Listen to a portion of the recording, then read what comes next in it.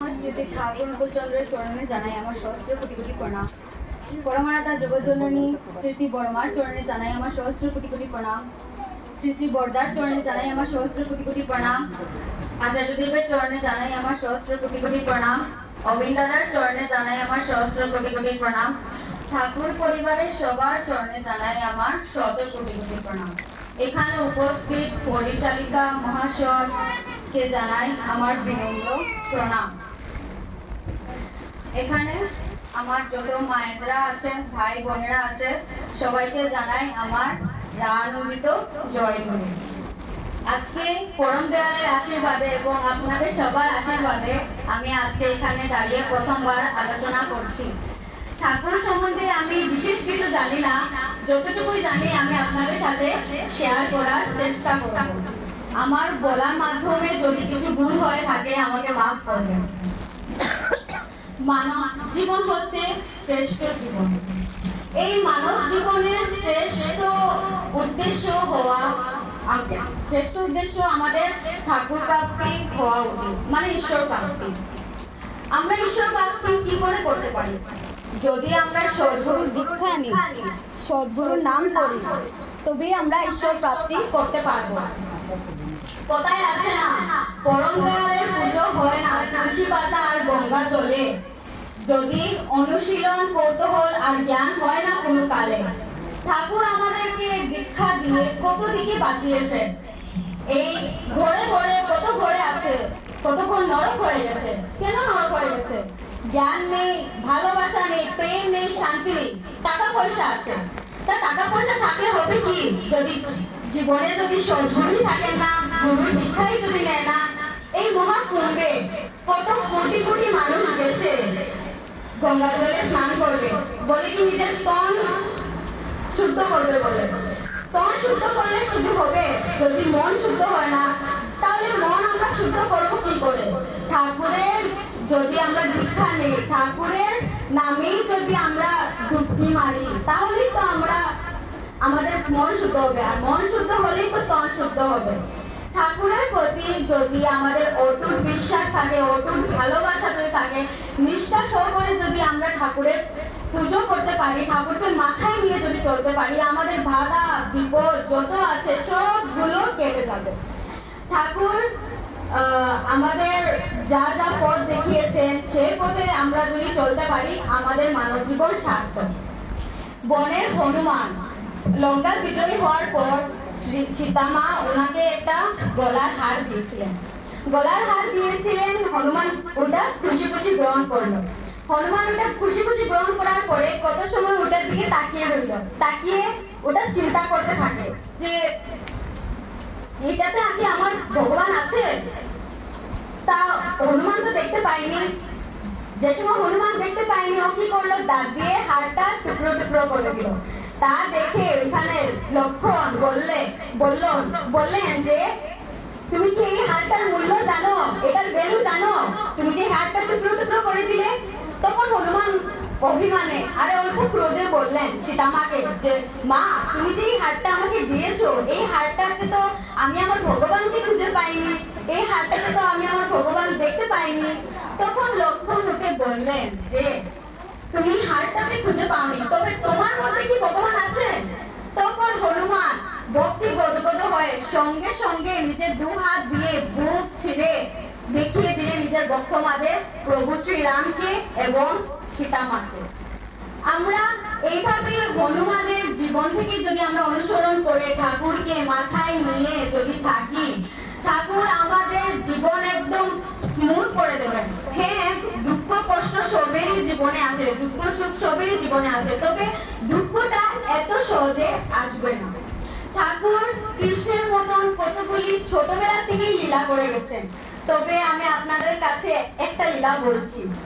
ঠাকুরের লালন পালন করার জন্য ছিলেন একজন বসুমা। তো একদিন কি হয়েছে, বসুমা ঠাকুরকে ওনার কুলে নিয়েছেন। কিছু সময় কুলে নেওয়ার পর বসুমা এটা রিয়েলাইজ করেন যে আমি যে কুলে নিয়েছি ঠাকুরকে, মানে অনুকূলকে, আমি তো বুঝতে পারছি না অনুকূলকে আমি কুলে নিয়েছি কি। তখন উনি ঠাকুরকে বললেন, এই অনুকূল তুই কি খাওয়া দাওয়া করিস না? পাপে বিপয়ে পড়বি। তখন ঠাকুর বললেন যে আমি কি একটু ভারী হব?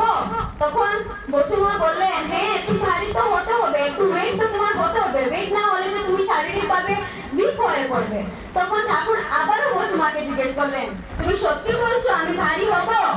এই বলে বলে ঠাকুর ভারী হতে লাগলেন, এতই ভারী হতে লাগলেন যে বসুমা পরে থেকে বললেন আহা রে একটু ভারী কেন হয়েছিস, আমার তো হাঁটু ভেঙে যাচ্ছে, তুই আবার পাতলা হলে অনুকূল, তুই আবার পাতলা হো। তখন ঠাকুর বললেন যে কেন, তুমি তো বললে আমি ভারী হব, কেন ভালো লাগছে না?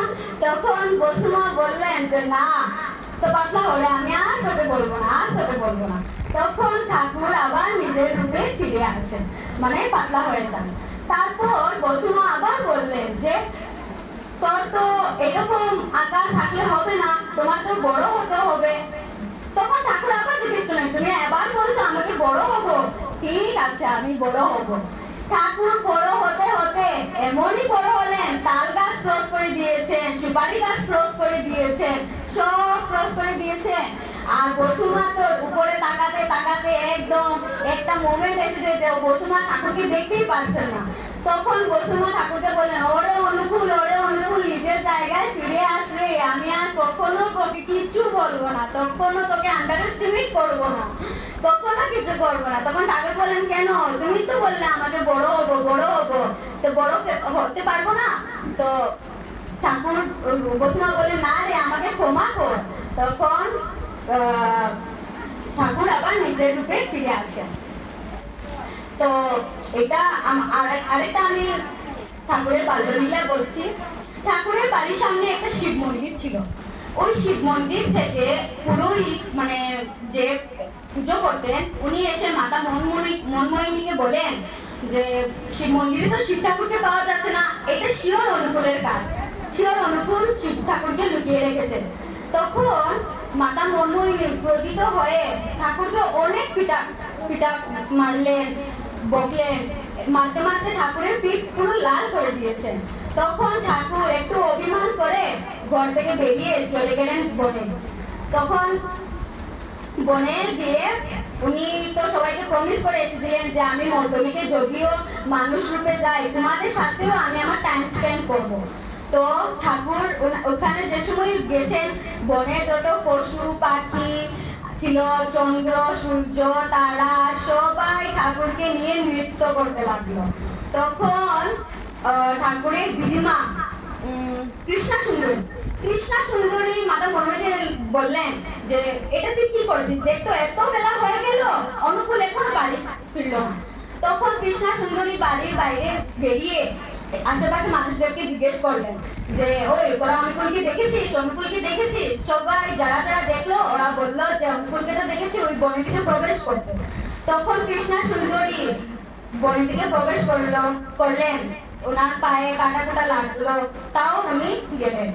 গিয়ে তো উনি যে দৃশ্য দেখে উনি পুরো অবাক হয়ে গেছেন যে ঠাকুরের সামনে একটা বাঘ ছিল, বাঘটাকে ঠাকুর আদর করছেন, বাঘটাও ঠাকুরকে আদর করছে। তখন কৃষ্ণা সুন্দরী মনে মনে ভাবলেন যে ঠাকুরকে তো ওই বাঘটা খেয়ে নেবে, অনুকূলকে তো এখনই বাঘটা খেয়ে নেবে। তা আর এই দৃশ্যটা দেখে কৃষ্ণা সুন্দরী নিজেও বিশ্বাস করতে পারছিলেন না, বারে বারে চোখ মুছছিলেন আর দেখছিলেন যে এটা কি সত্যি যেটা আমি দেখছি। তখন নিজে মানে সত্যি কি না মিথ্যা ওটা বলার জন্য টেস্ট করার জন্য ঠাকুরকে ওই অনুকূল অনুকূল বলে ডাক দিলেন। অনুকূল অনুকূল বলে ডাক দেওয়ার সঙ্গে সঙ্গে যতগুলো মানে যতগুলো পশু পাখি ছিল, সূর্য চন্দ্র তারা সব এক সেকেন্ডে বিলীন হয়ে গেছে। তখন কৃষ্ণা সুন্দরী গিয়ে ঠাকুরকে জিজ্ঞেস করলেন এই রে আমি যে এত কিছু দেখলাম এটা কি সত্যি, সত্যি কি এগুলো হচ্ছিল? তখন ঠাকুর বললেন তুমি কি দেখেছো? তখন কৃষ্ণা সুন্দরী বললেন যে এই যে একটা বাঘ দেখছিলাম তোর সামনে, বাঘটা আদর করছিল, তুই বাঘটাকে আদর করছিলি, বাঘটা তোরা কি খেলো না কেন, কেন সবার সাথে তুই নৃত্য করছিলি? তখন ঠাকুর উঠে বললেন যে না রে দূর তুমি এটা স্বপ্ন দেখেছো। তখন কৃষ্ণা সুন্দর বলেন না এটা তো আমি স্বপ্ন দেখিনি, স্বপ্ন তো ওইটা হবে না, তুই বল যে এটা তুই কে, আসলে তুই কে বল। যখন কৃষ্ণা সুন্দরী রিয়েলাইজ করলেন যে ঠাকুর তো সাধারণ মানুষ নন আমাদের মতন, ঠাকুর তো দুনিয়ার মালিক, দিন দুনিয়ার মালিক, তখন কৃষ্ণা সুন্দরী নিজেকে অনেক লাকি ফিল করলেন, মানে এই দিন দুনিয়ার মালিকের গ্র্যান্ডমাদার মানে পিতা হয়েছেন বলে। তখন কৃষ্ণা সুন্দরী আর ঠাকুর ওদের ঘরে মানে এগোতে লাগলেন, গিয়ে মাতা মনমোহনীকে বলেন যে তুমি যে ওকে এত গালিগালাজ করেছো, তুমি জানো ওকে, তুমি জানো ও দিন দুনিয়ার মালিক। এটাতে ঠাকুর অনেক মানে এত ছোটখাটো লীলা করেছেন, তবে আমি যতটাই মানে যেটা জানি ওটা আমি আপনাদের সাথে বললাম। আর আমার জীবনে একটা বাস্তব ঘটনা ঘটেছে, এটা আমার জীবনে না, আমার পাপার জীবনে। আমার পাপা গত বছর একটা কোম্পানির কাজের জন্য দিল্লি গেছিলেন, ফিরার পথে মুর্শিদাবাদ স্টেশনে পাপা কি হয়েছিল, পাপার মানে ওয়াশরুমে যেতেছিলেন, তো পাপার মাইন্ড পুরো কাম করছিল না কি, প্ল্যাটফর্মে ওয়াশরুম ছেড়ে প্ল্যাটফর্মে আরেকটা ট্রেনে গিয়ে উঠে পড়েছে ওয়াশরুমে যা। তো ওয়াশরুম থেকে যে সময় নামবে তখন পাপা রিয়েলাইজ করে যে ট্রেনটা অলরেডি ছেড়ে দিয়েছে। এখন তো পাপা তো মানে নার্ভাস হয়ে যায় কি করবে কি না। তখন পাপা ট্রেনের সামনে দাঁড়িয়ে পড়ে, তখন ট্রেনের সামনে দাঁড়িয়ে পড়ে হঠাৎ কি হয়, পাপার মাথা ঘুরায় না কেউ ধাক্কা দেয়, এটা এখন আমাদের কাছে মিস্ট্রি হয়ে আছে। পাপা প্ল্যাটফর্মে পড়ে যায়, প্ল্যাটফর্মে পড়ার সঙ্গে সঙ্গে পাপার সেন্স সব জায়গায় হার্ট পর্যন্ত ব্লক হয়ে যায়, এখানে মানুষ মানে ক্রাউড হয়ে যায়। তারপর একজন মানুষ বড় মানে আকারের মানে একদম টল ফিগারের মানুষ এসে পাপার বুকে যুদ্ধে পাম্প করতে লাগলেন। পাম্প করতে করতে পাপার হুঁশ ফিরার পর পাপা যখন একটু রিল্যাক্স ফিল করলো, তখন পাপা চেষ্টা করেছে ওই মানুষটাকে খোঁজার জন্য, কিন্তু পাপা ওই মানুষটাকে খুঁজতে পারেনি। তো এটা কি হতে পারে, ঠাকুরই হতে পারে। ঠাকুর যার মাথায় আছেন, ঠাকুরকে যে নিয়ে চলছে, তার বিপদ তো ঠাকুরই কাটিয়ে দেবেন।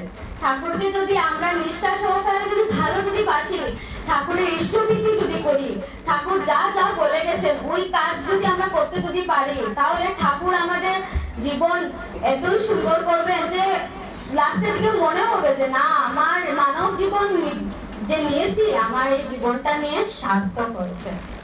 যেহেতু শ্রাবণ মাস চলছে, আমি বড় মার সম্বন্ধেও কিছু একটা কথা বলতে চাই। বড় মা ছিলেন জগৎ জননী, জগৎ মাতা, ঠাকুরের প্রিয় সঙ্গিনী। ঠাকুরের কোন সময় কি কি লাগবে, ঠাকুর কি ফিল করছেন, ঠাকুরের কি কি প্রয়োজন, বড় মা মানে in a blink of N I ঠাকুরের সামনে অ্যারেঞ্জমেন্ট করে দিয়েছেন। একদিন ঠাকুর বড় মাকে বললেন যে বড় বউ, আজকে তো আমার খিচুড়ি খেতে মন করছে। তখন বড় মার খিচুড়ি বানানোর মতো নলেজ ছিল না, উনি কি করলেন, ডাল আর ভাতকে একসাথে মিলিয়ে, নলেজ না মানে খাবার টাইমে কইতে না, তাড়াতাড়ি তাড়াহুড়োর মধ্যে বলেছিলেন ঠাকুর যে আমাকে খিচুড়ি বানিয়ে দাও। তখন বড় মা কি করবেন, উনি খিচুড়ি খাবো। তখন বড় মা কি করলেন, উনি চাল আর ভাতকে একসাথে মিক্স করে সোমবার দিয়ে দিলেন। যখন ঠাকুর এটা গ্রহণ করলেন, তখন ঠাকুর বললেন, বড় বউ, এত স্বাদ খিচুড়ি তুমি এত অল্প সময়ের মধ্যে কিভাবে তৈরি করলে। তো এটাই বলে এখানে উপস্থিত সবার মঙ্গল কামনা করে, এই বাড়ির মঙ্গল কামনা করে, পারিপার্শ্বিকের সবার মঙ্গল কামনা করে আমি আমার ক্ষুদ্র আলোচনা এখানেই সমাপ্তি করব। সবাইকে আমার প্রাণ ভরা জয় গুরু।